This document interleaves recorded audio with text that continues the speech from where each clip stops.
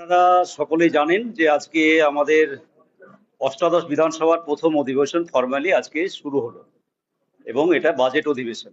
আজকে রাজ্যপালের ভাষণের মধ্য দিয়ে সেই অধিবেশন শুরু হয়েছে। আমি সে প্রসঙ্গে পরে আসছি।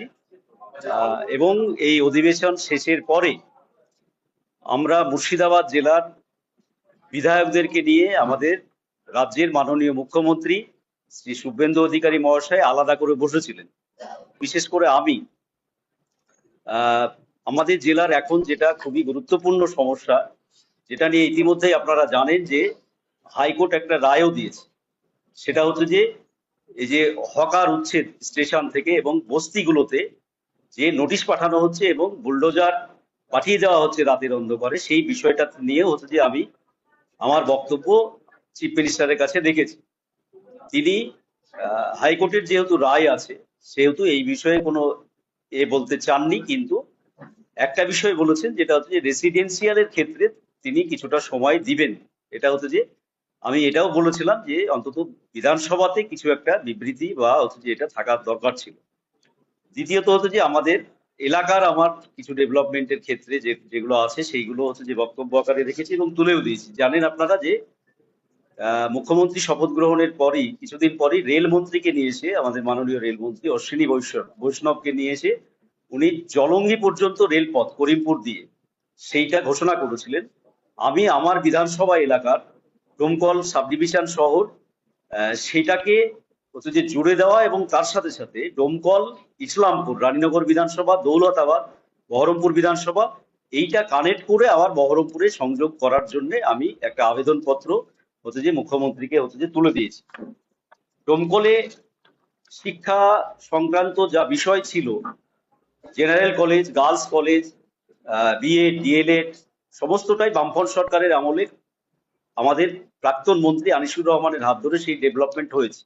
কিন্তু ডোমকলে একটা আইটিআই কলেজের, যেটা বারবার মুখ্যমন্ত্রী সহ বিজেপি সরকার যে অভিমুখ বলছে, সংখ্যালঘু অধ্যুষিত এলাকাতে বিভিন্ন ধরনের টেকনিক্যাল কলেজ বা এই ধরনের স্থাপন করে সংখ্যালঘু এলাকার ছেলেদেরকে যাতে স্কিল্ড করা যায় এবং তারা যাতে কর্মক্ষেত্রে করে, সেই জন্য আমার বিধানসভা এলাকায় ডোমকলে একটা আইটিআই কলেজের হচ্ছে যে আবেদন আমি মুখ্যমন্ত্রীর কাছে হচ্ছে যে রেখেছি। প্রথমত আমার মনে হয়েছে এটা কোথাও একটা লিখে দেওয়া ভাষণ।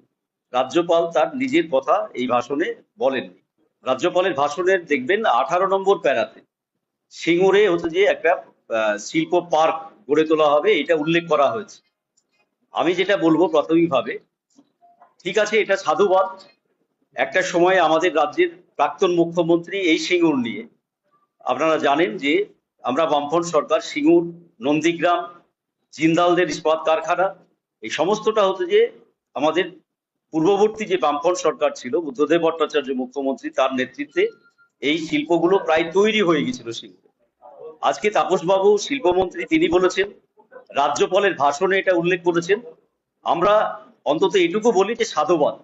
কিন্তু পিছনের দিনে যে ভাবে এই সিঙ্গুর থেকে নেগেটিভ আন্দোলনের মধ্য দিয়ে সিঙ্গুর থেকে টাটাদেরকে তাড়িয়ে দেওয়া হয়েছে, তাতে আজকে আমাদের রাজ্যে 15 বছর 20 বছর এই রাজ্য পিছিয়ে গিয়েছে। তো এখন দেরিতে হলেও বোধোদয় হয়েছে এবং এটা ঘটনা যে আজকে যারা এই সিঙ্গুরে শিল্প আনবো বলছেন, তারাও এই সিঙ্গুর আন্দোলনের সাথে সেই সময় ছিলেন। যে ফলে দেরিতে হলেও বোধোদয় হয়েছে আমাদের রাজ্যের জন্য আগামী দিনে যাতে এই সিঙ্গুরে কল কারখানা গড়ে ওঠে, আমরা এটাই চাইব। আমার যেটা বক্তব্য, সেটা তৃণমূলের যত রকমের অ্যাকাউন্ট আছে সেটা ফ্রিজ করা দরকার, কারণ তৃণমূলের অ্যাকাউন্টে কোনো তৃণমূলের পয়সা নেই। এটা পশ্চিমবাংলার জনসাধারণের পয়সা, কাটমানির পয়সা, বিভিন্ন জায়গায় তোলাবাজির পয়সা এবং হচ্ছে যে যারা প্রমোটারি করে তাদের কাছ থেকে তোলাবাজি করা পয়সা, যার ফলে টোটালটা হচ্ছে যে ক্রোক করে নিয়ে সরকারি কোষাগারে নিয়ে নেওয়া দরকার। দেখুন, এটা ঘটনা যে এটা একটা দৃষ্টিভঙ্গি, যারা আজ থেকে 1 মাস আগে, 1.5 মাস আগে রেড রোডে নামাজ পড়া নিয়ে তাতে ভীষণভাবে যানজট হয় বা ইত্যাদি ইত্যাদি, আমরা কোনো ধর্মীয় বিষয়ে মন্তব্য করতে চাই না, কিন্তু যোগা দিবস রেড রোড ছাড়া ব্রিগেডেও করা যেত। কিন্তু যেহেতু দেশের মাননীয় প্রধানমন্ত্রী আসছে, আমি বলবো জনগণ, কলকাতা সহ আমাদের রাজ্যের মানুষ সেটা দেখুক দৃষ্টিভঙ্গি কোন দিকে এই সরকার পরিচালনা করতে চাইছে। আপনারা দুটো দেখতে পাচ্ছেন বিরোধী দল, আমি একটা বিরোধী দলও দেখতে পাচ্ছি না। এখন শুধু বামফ্রন্ট ছাড়া কোনো বিরোধী দল নেই। সরকার সেটা করেনি। এই সরকার করছে, এবং খুবই দেরিতে। দেরিতে মানে সিবিআই তো তখনও বিজেপির হাতেই ছিল, বিজেপির হাতে ছিল, মানে আমি বলতে চাইছি বিজেপি গভর্নমেন্টের হাতে ছিল। কিন্তু এই যে ডিলে হলো, সিবিআই এখন এত তৎপরতা দেখাচ্ছে, তাহলে কি রাজ্যে ক্ষমতা আসার অপেক্ষায় ছিল আরজিকর বিচার নিয়ে? বিজেপি কি রাজ্যে ক্ষমতায় আসার অপেক্ষাতে ছিল, যে ক্ষমতায় আসার পর সিবিআই এত অ্যাক্টিভিটি দেখাচ্ছে? অথচ দাঁড়িয়ে তখন যখন গোটা রাজ্যের মানুষ, মা বোনেরা আজকে রাত জাগলো এই অভয়ার বিচার নিয়ে, তখন এই সিবিআই এর ভূমিকা কি ছিল? এমনকি এই সিবিআই ওই কি ওটা সিভিক ভলেন্টিয়ার সঞ্জয় ঘোষ না রায়, তাকে একমাত্র অ্যাকিউজ করে সিবিআই হতো যে সেইখানে দাঁড়িয়ে রিপোর্ট দিয়েছিল। আজকে সিবিআই এর এই তৎপরতা, যাই হোক দেরিতে হলো, অভয়ার বিচার আমরা চাই। আমাদের পরিষ্কার স্পষ্ট বক্তব্য, এই অভয়ার আন্দোলন রাস্তায় দাঁড়িয়ে আমরা করেছি বামপন্থীরা। আমরা চাই অভয়ার সঠিক বিচার হোক, এবং যারা যারা অপরাধ তারা এটাতে শাস্তি পান।